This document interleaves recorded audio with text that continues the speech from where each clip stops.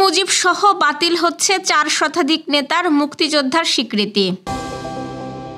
হাসনাত আব্দুল্লাহর সহযোগিতা নিয়ে আওয়ামী লীগের নতুন রূপে ফেরার পরিকল্পনা ফাঁস। বরিশালে অবরুদ্ধ নাহিদ ইসলাম, ছাত্র আন্দোলনের দ্বন্দ্ব আরও প্রকাশ্যে।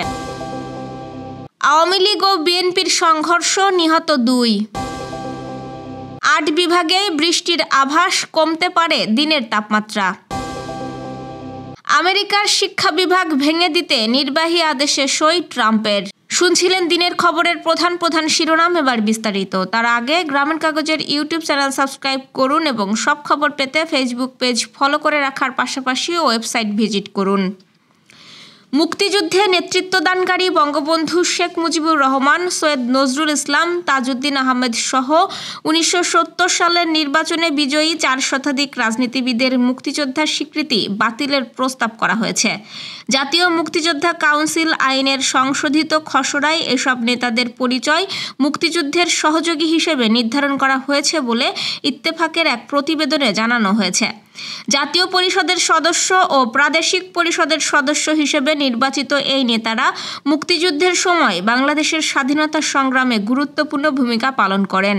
1972 সালে গণপরিষদ গঠিত হলে তাদের সদস্য হিসেবে মনোনীত করা হয়। তবে নতুন খসড়া আইনে তাদের মুক্তিযোদ্ধার স্বীকৃতি বাতিল করে মুক্তিযুদ্ধের সহযোগী হিসেবে চিহ্নিত করার প্রস্তাব করা হয়েছে। জাতীয় মুক্তিযোদ্ধা কাউন্সিলের 94তম সভায় এই সিদ্ধান্ত চূড়ান্ত হয়। এর পরিপ্রেক্ষিতে গত 10 মার্চ মুক্তিযুদ্ধ বিষয়ক উপদেষ্টা ফারুকী আজম সংশ্লিষ্ট খসড়ায় স্বাক্ষর করেন।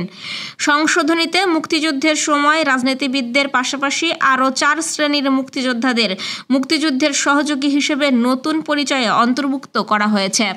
এই খসড়া কার্যকর হলে বিদ্যমান মুক্তিযোদ্ধা তালিকার অন্তত 10,000 ব্যক্তির পরিচয় বদলাতে হবে বলে জানিয়েছে মন্ত্রণালয় সংশ্লিষ্ট একাধিক সূত্র। যারা এতদিন মুক্তিযোদ্ধা হিসেবে স্বীকৃতি পেয়ে আসছিলেন তাদের নতুনভাবে মুক্তিযুদ্ধের সহযোগী হিসেবে তালিকাভুক্ত করা হবে। মুক্তিযুদ্ধ বিষয়ক উপদেষ্টা ফারুকী আজম গণমাধ্যমকে জানান, বীর মুক্তিযোদ্ধা কেবল তারাই থাকবেন যারা অস্ত্র হাতে যুদ্ধ করেছেন। রাজনীতিবিদরা সরাসরি যুদ্ধ করেননি, তাই তাদের মুক্তিযোদ্ধার স্বীকৃতি বাতিল করে নতুন পরিচয় অন্তর্ভুক্ত করা হয়েছে। এতে কোনো মর্যাদা কমানো হয়নি, বরং মুক্তিযুদ্ধের ইতিহাসকে আরও সুনির্দিষ্ট করা হয়েছে। তবে এই সিদ্ধান্ত নিয়ে বিতর্ক শুরু হয়েছে। জাতীয় নাগরিক পার্টি এনসিপির মুখ্য সংগঠক হাসনাত আব্দুল্লাহ বলেছেন, রিফাইন্ড আওয়ামী লীগ নামে নতুন একটি ষড়যন্ত্র নিয়ে আসার পরিকল্পনা চলছে।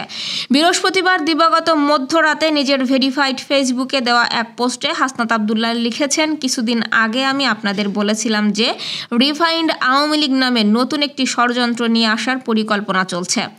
এই পরিকল্পনা পুরোপুরি ভারতের। সাবের হোসেন চৌধুরী, শিরিন শারমিন, তাপসকে সামনে রেখে এই পরিকল্পনা সাজানো হচ্ছে। আমি সহ আরও 2 জনের কাছে ক্যান্টনমেন্ট থেকে এই পরিকল্পনা উপস্থাপন করা হয় 11 মার্চ দুপুর 2:30টায়। আমাদেরকে প্রস্তাব দেওয়া হয় আসন সমঝোতার বিনিময়ে আমরা যেন এই প্রস্তাব মেনে নিই। আমাদের বলা হয় ইতোমধ্যে একাধিক রাজনৈতিক দলকেও এই প্রস্তাব দেওয়া হয়েছে, তারা শর্ত সাপেক্ষে আওয়ামী লীগ পুনর্বাসনে রাজি হয়েছে। একটি বিরোধী দল থাকার চেয়ে একটি দুর্বল আওয়ামী লীগ সহ একাধিক বিরোধী দল থাকা নাকি ভালো। ফলশ্রুতিতে আপনি দেখবেন গত 2 দিনে মিডিয়াতে আওয়ামী লীগের পক্ষে একাধিক রাজনীতিবিদ বয়ান দেওয়া শুরু করেছে। হাসনাত আরও বলেন, আমাদের আরও বলা হয় যে রিফাইন্ড আওয়ামী লীগ যাদের দিয়ে করা হবে তারা এপ্রিল-মে থেকে শেখ পরিবারের অপরাধ স্বীকার করবে, হাসিনাকে অস্বীকার করবে এবং তারা বঙ্গবন্ধুর আওয়ামী লীগ করবে এমন প্রতিশ্রুতি নিয়ে জনগণের সামনে হাজির হবে। এই প্রস্তাব দেওয়া হলে আমরা তৎক্ষণাৎ এর বিরোধিতা করি এবং জানাই যে আওয়ামী লীগের পুনর্বাসনের পরিকল্পনা বাদ দিয়ে আওয়ামী লীগের বিচার নিয়ে কাজ করুন, বলেন হাসনাত আব্দুল্লাহ। রাজনীতি আর আন্দোলনের ভেতরকার দ্বন্দ্ব সবসময়ই থেকেছে। কখনো তা চাপা পড়ে থাকে, আবার কখনো তা প্রকাশ্যে হয়ে ওঠে, ঠিক যেমনটা ঘটেছে বরিশালে, যেখানে বৈষম্যবিরোধী ছাত্র আন্দোলনের অভ্যন্তরীণ বিরোধ চূড়ান্ত রূপ নেয় এক নাটকীয় সন্ধ্যায়।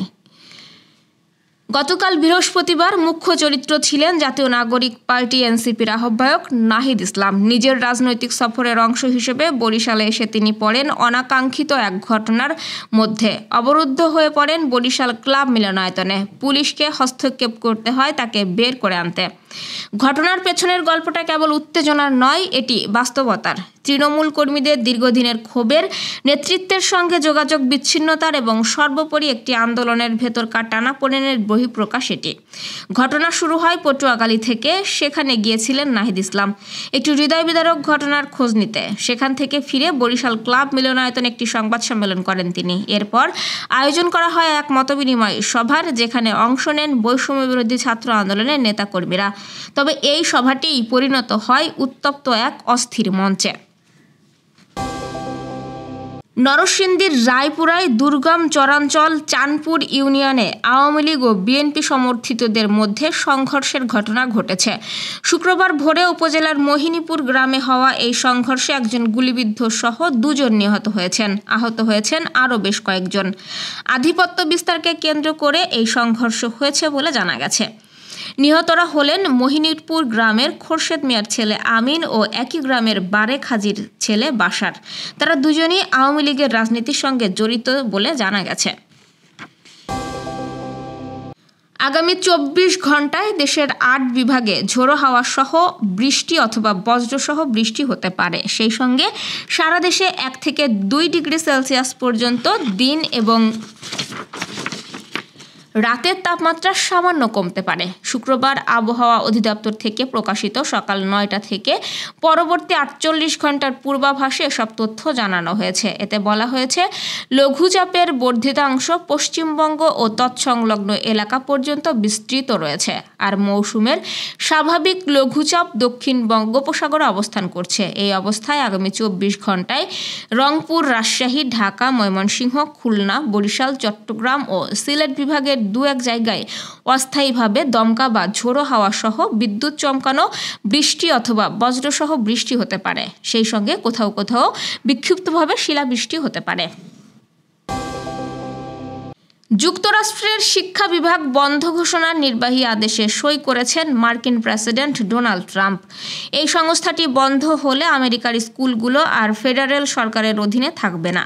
কাতার ভিত্তিক সংবাদ মাধ্যম আল জাজিরার প্রতিবেদনে এসব তথ্য জানানো হয়। এতে বলা হয়, যুক্তরাষ্ট্রের প্রেসিডেন্ট ডোনাল্ড ট্রাম্প শিক্ষা বিভাগ বন্ধ করে দেওয়ার বিষয়ে নির্বাচনী প্রচারণার সময়ে দেওয়া প্রতিশ্রুতি পূরণ করেছেন, যদিও তার এই প্রচেষ্টা আদালতের চ্যালেঞ্জ এবং সাংবিধানিক বাধার সম্মুখীন হতে পারে। কংগ্রেসে আইন পাশ ছাড়া এই সংস্থা বন্ধ করতে পারবেন না ট্রাম্প। এ ধরনের সংস্থা বিলুপ্ত করার মতো বড় আইন পাশ করতে 60টি ভোটের প্রয়োজন। তবে এ বিষয়ে পর্যাপ্ত সমর্থন নেই বলে জানিয়েছে ট্রাম্প প্রশাসন। প্রথম মেয়াদেও শিক্ষা বিভাগ বন্ধে ট্রাম্পের প্রস্তাবে কোনো পদক্ষেপ নেয়নি কংগ্রেস। এই ছিল দুপুরের আয়োজন। এতক্ষণ সাথে থাকার জন্য ধন্যবাদ।